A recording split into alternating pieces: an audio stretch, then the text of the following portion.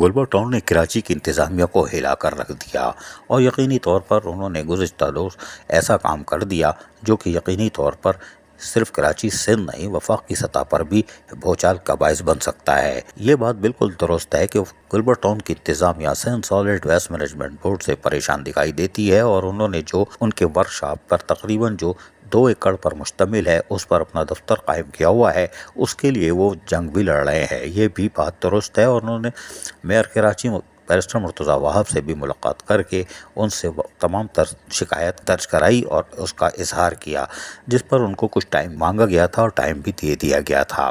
لیکن حیران کن بات یہ ہے کہ وہ ٹائم تو گزر گیا، میئر کراچی بیرسٹر مرتضی وہاب کی یقین دہانیاں بھی اختتام پذیر ہوئی، ہوا کچھ نہیں، لیکن Sindh solid waste management board جہاں پر یقینی طور پر چائنیز بھی ہوتے ہیں اور وہاں سے وہ صفائی ستھرائی کے کام جو بھی انجام دیتے ہیں وہ الگ بحث ہے، لیکن یہاں پر چائنیز بھی آتے ہیں اور چائنیز کا معاملہ بڑا خطرناک ہو چکا ہے اور کراچی کی نہیں پاکستان کی سطح پر۔ تاہم یہاں پر اچانک گلبرگ ٹاؤن کی انتظامیہ کو پتہ نہیں کیا سوجی، انہوں نے دیوار گرانا شروع کر دی۔ جی ہاں، ڈیم مار 4.5 ہتھوڑے پہ ہتھوڑا اور ہتھوڑے لگ رہے تھے، اور اس موقع پر چیئرمین گلبرگ ٹاؤن نصرت اللہ اور دیگر یعنی کہ چیف ایگزیکٹو اردو میں میونسپل کمشنر عبدالحمید سہاگ بھی موجود تھے اور اس کے ساتھ ساتھ دیگر افسران بھی موجود تھے جو دیکھے جا سکتے ہیں۔ یقینی طور پر یہ ٹائمنگ بڑی غلط تھی اور گلبرگ ٹاؤن کو تھوڑا انتظار کرنا چاہیے تھا یا عدالت کا راستہ اختیار کرنا چاہیے تھا، لیکن انہوں نے از خود دیوار گرانا شروع کر دی، جس سے یقینی طور پر Sindh solid waste management board کے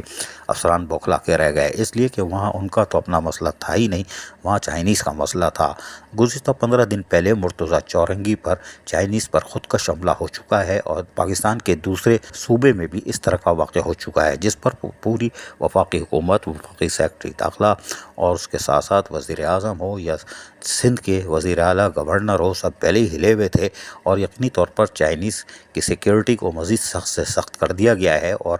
پولیس اور قانون نافذ کرنے والے ادارے ان کو تمام تر سیکیورٹی کی فراہمی کو یقینی بنائے ہوئے ہیں اور اس میں کامیابی بھی حاصل ہوئی ہے۔ لیکن اس بھوچال سے کہ دیوار جو گرائی گئی ہے، اس سے یقیناً چائنیز کو بھی خطرہ ہے اور وہاں پر جو مشینریاں موجود ہیں، تقریباً 200-250 مشینریاں ہیں چھوٹی بڑی ملا کے،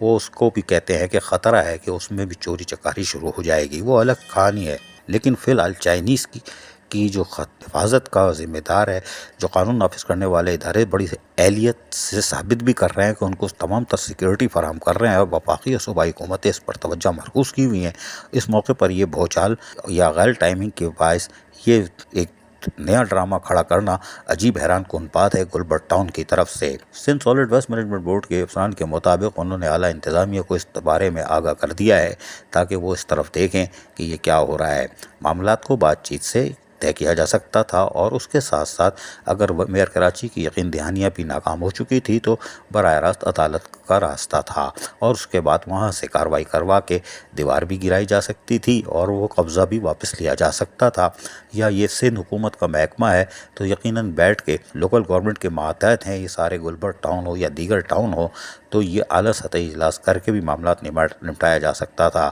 لیکن اس طرح کا بھوچال پیدا کرنا اور اس وقت جس وقت پوری وفاقی اور صوبائی حکومتیں الرٹ ہیں، اس وقت یہ کام کرنا یقیناً حیران کن بات ہے۔ عزیز عارف، KBS بلدیاتی نیوز، کراچی۔ ایسی ہی خوبصورت ویڈیوز فیوچر میں حاصل کرنے کے لیے ریڈ بٹن پر کلک کر کے اور بیل آئیکن کو پریس کر کے ہم سب کے سبسکرائبر بننا مت بھولیے۔